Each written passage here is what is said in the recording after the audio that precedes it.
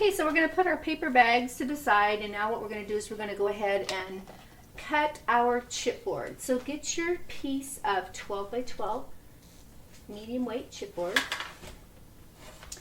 and you can use your craft knife and a ruler, or I just use my paper trimmer and cut it a couple of times and flip it over and cut it on the other side. I know, naughty me, but I do. So I'm going to change my blade out because I use this other one here for my chipboard. So the measurements for your chipboard I like my covers to be just a little bit bigger than my pages. And for example, on this one, I made so they're just about 1/4 inch difference. I do like my tags sometimes to show at the top. If you don't want that to happen, then you can make them even taller than this, but I'm going to give you the measurements that I normally use for this standard size that I usually create. So you're going to cut your chipboard. You need 2 pieces, a front, a back, and a spine. So we're going to take our chipboard and we're going to cut at 8.5 inches. Right? Yes, 8.5 inches. Because we made our bags 8.25. So go ahead and on your 12 by 12, cut the 8.5 piece first. And I usually just run it a couple times like this. Flip it over. I do have an actual guillotine cutter, but just a little lazy. So save that piece. We're going to use that for our spine. So then we're going to go ahead and cut this down to 5 inches because our bags were 4 3/4. So we're going to make our covers 8.5 by 5. Again. And I'll have all the measurements in the description box in case you forget what they were. So I'm going to flip it over here. 5. So there's one piece. So now we need another one. So this piece we're not going to use. You can save that and use it for little chipboard tags, or you can run some little die cuts through your Big Shot or something. So that's our front and our back cover. And now we're going to go ahead and cut our spine piece. And our spine piece again is going to be 8.5 high. So we're going to cut this piece to 8.5.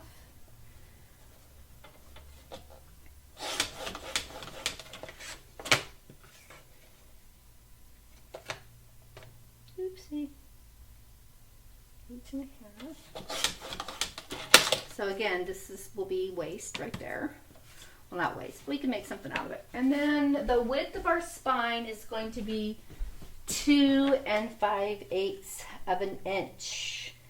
And the reason why I'm making it this size is because in between my bags, in my pages, I like to leave a gusset of space. In the very first mini album I made, my Christmas one, I only left 1/4 inch. Well, that wasn't enough for me. So now I leave 3/8 of an inch in between my bags. This way you can put lots of fun stuff on the inside. You can add a lot of embellishments that are quite dimensional. So again, we've got 8.5 by 5, 2 pieces, front and back cover. And then our spine piece is 8.5 inches this way by 2 5/8. Okay? So that's our cover. And this is what we have left over out of a 12 by 12. So that's not bad. So now what we're going to do is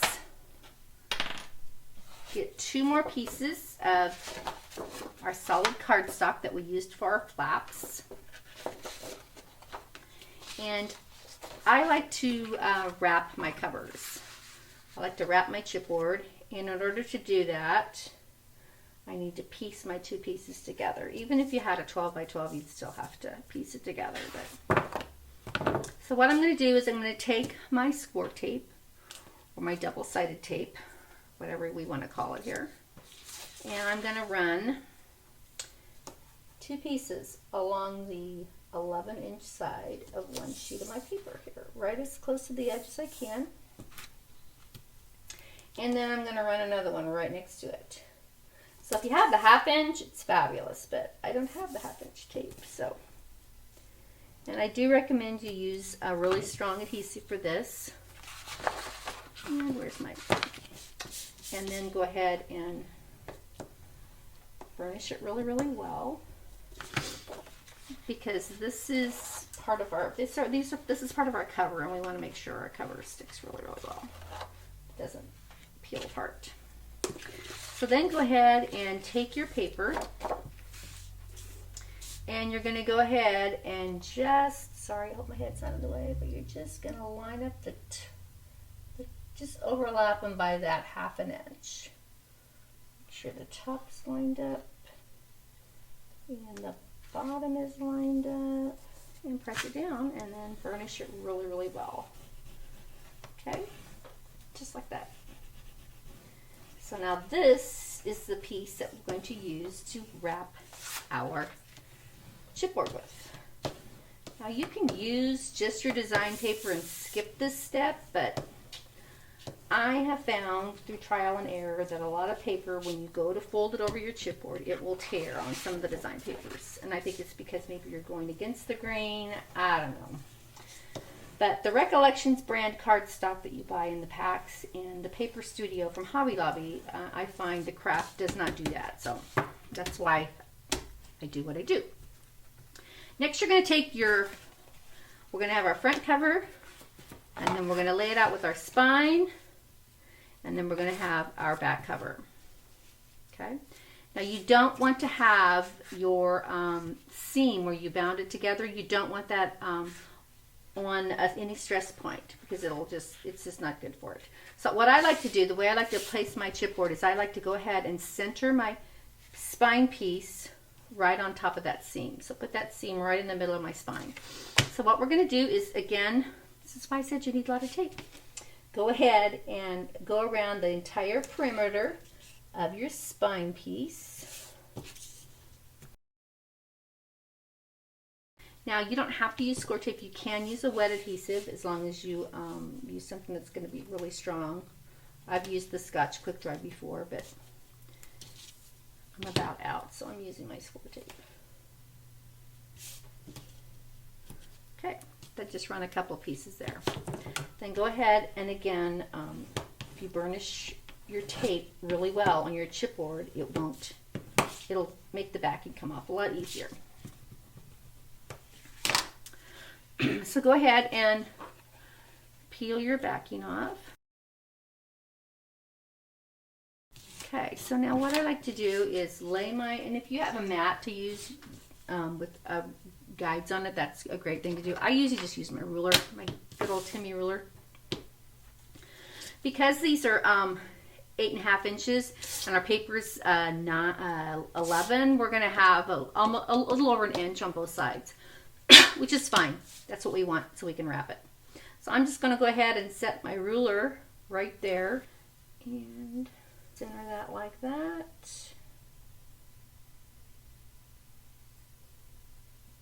And stick it down.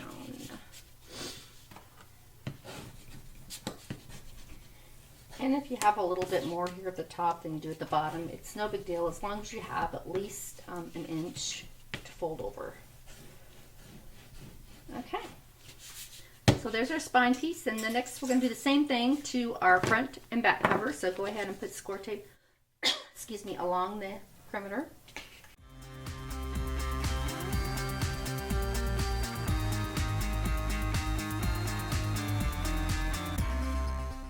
So again, go ahead and burnish your tape down.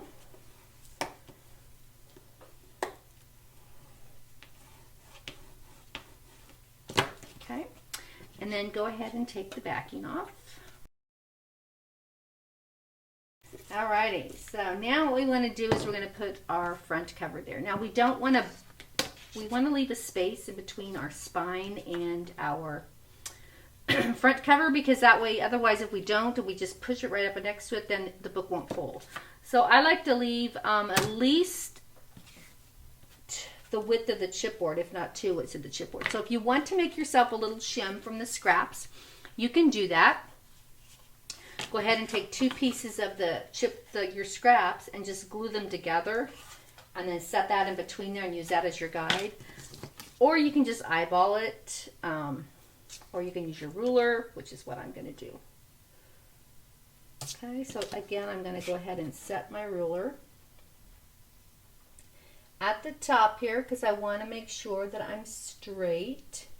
You can even use your ruler and leave like a 1/4 of an inch space in between. It's stuck to my fingers. Love it. Okay, that looks pretty good. And stick it down. Okay. Now we're going to do the same thing to the back piece. So this is our front, our spine, and then our back. So take your last piece of chipboard, and again, go ahead and run your tape around the perimeter.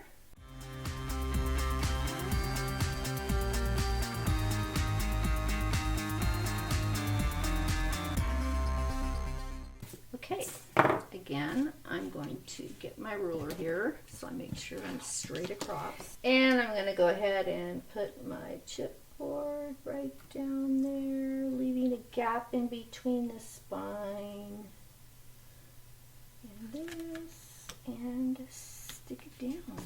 Love it. Okay, go ahead and burnish that.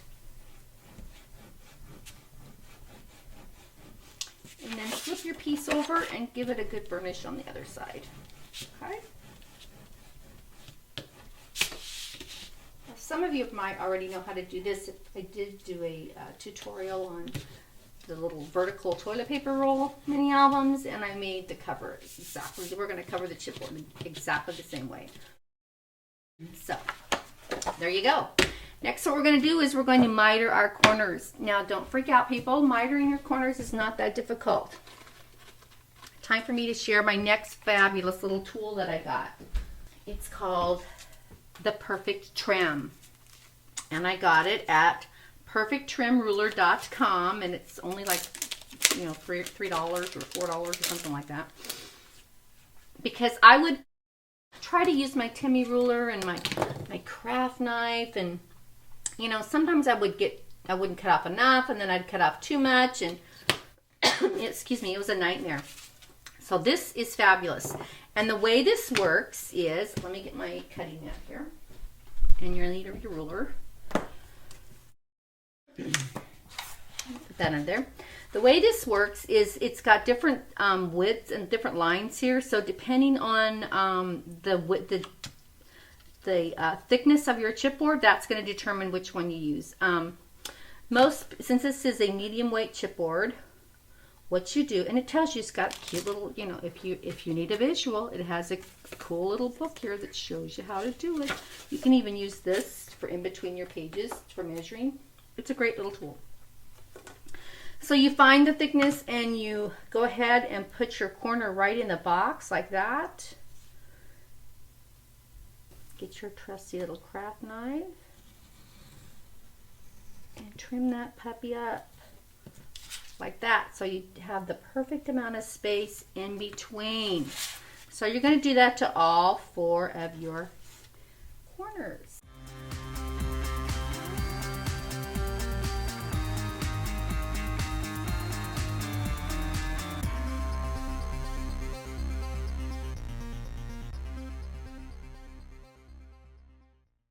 Fabulous. And again, this is called the Perfect Trim Ruler.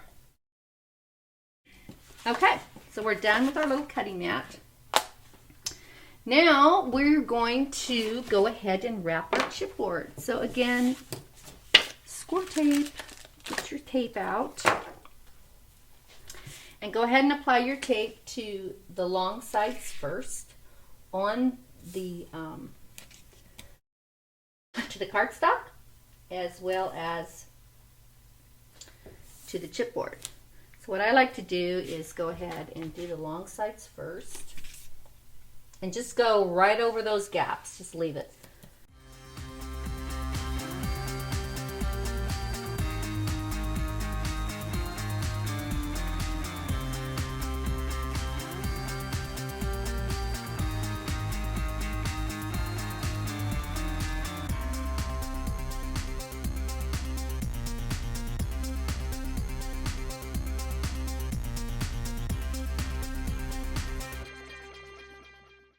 Now what you want to do, just to make it fold easier, is I like to take my bone folder and just go around the perimeter of my chipboard like this.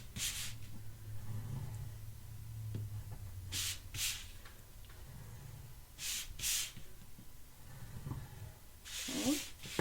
Then go ahead and remove the backing from the top only first. So go ahead and take this piece off. And this piece off here on your chipboard. Okay, so it's just like wrapping a package. And the way I like to get it started is I just stand it up here and rock it a little bit just to get the fold going. And I start in the middle and then just press it down. And then take your bone folder and really burnish it really, really well. And if that helps, you can just run your bone folder right along the top here. Okay, so we've done the top. Now we're going to flip it around and do the other side. So do the long sides first.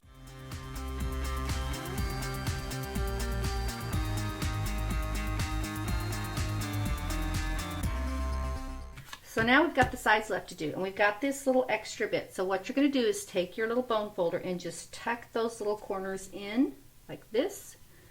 And then take your backing of your tape off.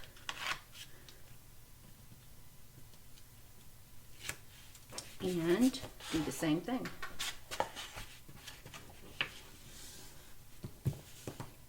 And seriously, check out these corners. Love it. They are fabulous. Look at that. Perfect. See how cool that ruler is? I'm telling you, man. Best $3 I ever spent. And do the same thing to the other side. Go ahead and take your bone folder and just fold in those little corners. Pull the backing off your tape. And if you wanted to, you could have trimmed this off a little bit, but it doesn't really matter because we're going to cover it with design paper anyway. So, and there you go. Fabulous. Fabulous corners. Okay, so there you go. We've got the base of our cover already finished. So I'm going to go ahead and stop the video now, and then we will continue with part 2. Thanks.